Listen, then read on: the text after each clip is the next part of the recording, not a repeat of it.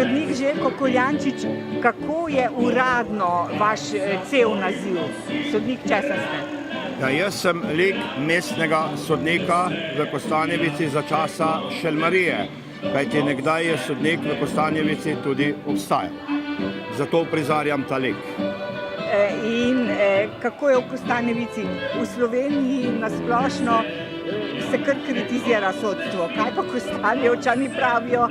Ja, Kostanjevca se mogoče malenkost razlikuje od Slovenije, ker je res sodstvo bolj pod povprečjem.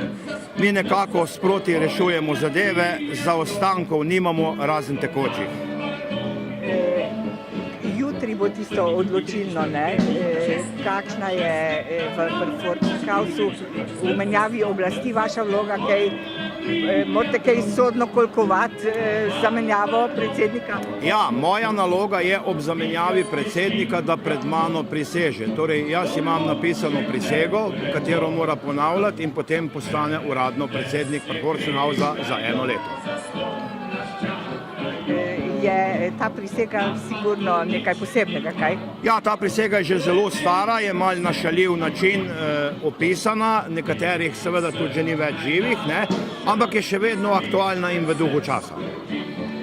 Še malce provokacije, aktualni slovenski predsednik je bil že vse.